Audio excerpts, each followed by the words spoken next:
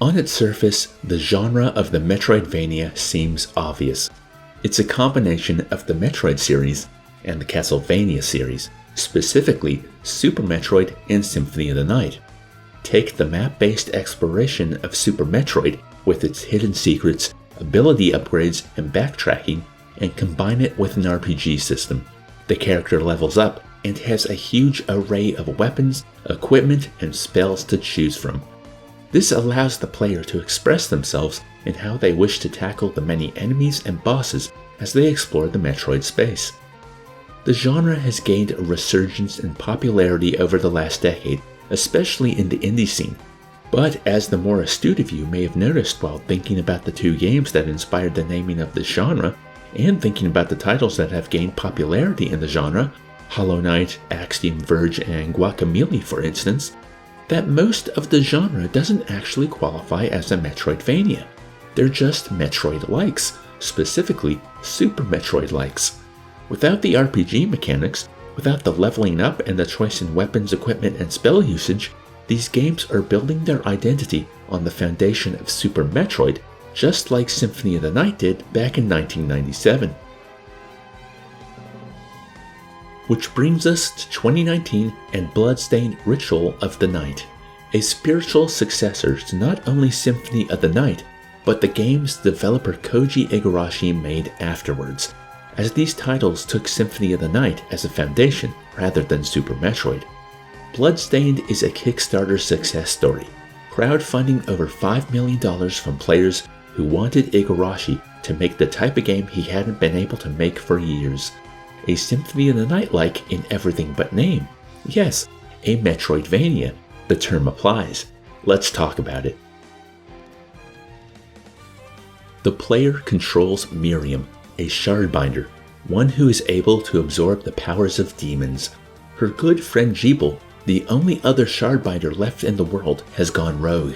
He has summoned a castle full of demons, with the goal of destroying the world as revenge for the horrors inflicted upon him by the Guild of Alchemists.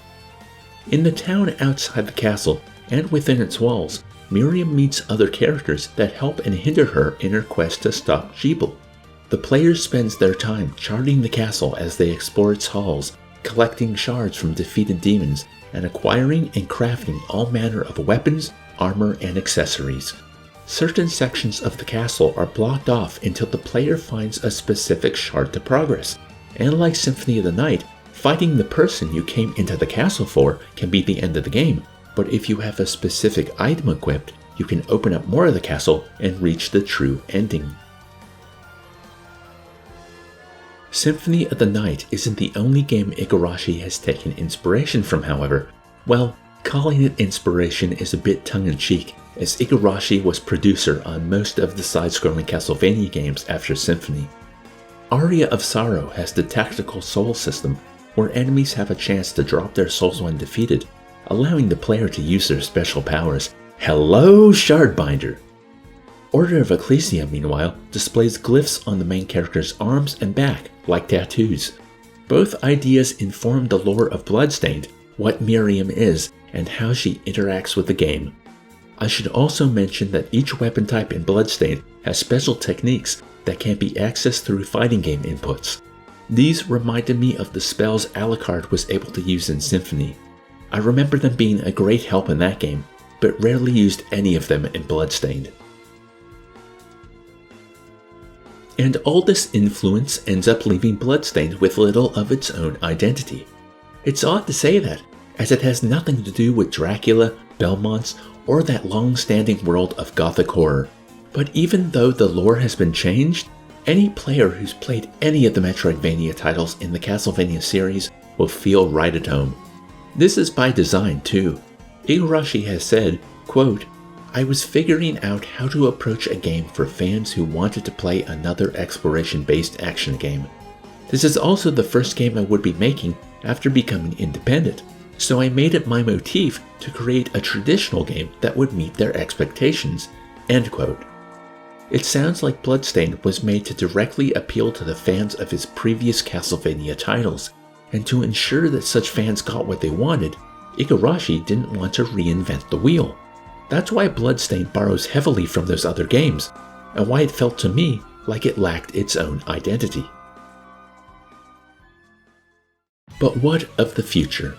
Seeing how Bloodstained feels like a greatest hits from the Castlevania days, I initially thought that Bloodstained might be Igarashi's swan song, one last Metroidvania for the fans before riding off into the sunset wearing his cowboy hat.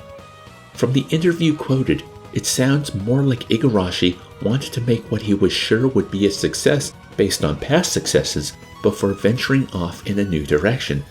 Does this mean there will be another Bloodstained? If so, will Igarashi move in that new direction? How will fans react? Igarashi's feelings were correct, because I think the success of the initial Kickstarter was the fans wanting a game like the ones they remembered loving from the past. Reactions to Bloodstained are mostly positive, excluding the Nintendo Switch version, with criticism either being leveled at bugs and performance instability, or that it adheres too much to the design of the past and doesn't do anything new. I echo that sentiment. Bloodstained felt like I was playing a spiritual sequel to Symphony of the Night. I loved the variety in shard and weapon choice, and how tense the game became when I was low on health in a new area, desperately searching for a save room. Sadly, the story and characters made little impact, and I had to Google the way forward on more than one occasion. It sounds like fans got exactly what they wanted, an old-school Castlevania game on modern systems. It was fun to play. Good, not great. What I'm interested in now is what's next. What can Igarashi do when he's no longer looking at past successes? I'm looking forward to finding out. Thanks for watching. But what are your thoughts? Was Bloodstained what you were hoping it would be? How do you feel it holds up next to other Castlevania games? What are your favorite Metroidvanias? I'd love to hear all about it down in the comments. I would like to take the time to thank the sources that helped inform this video.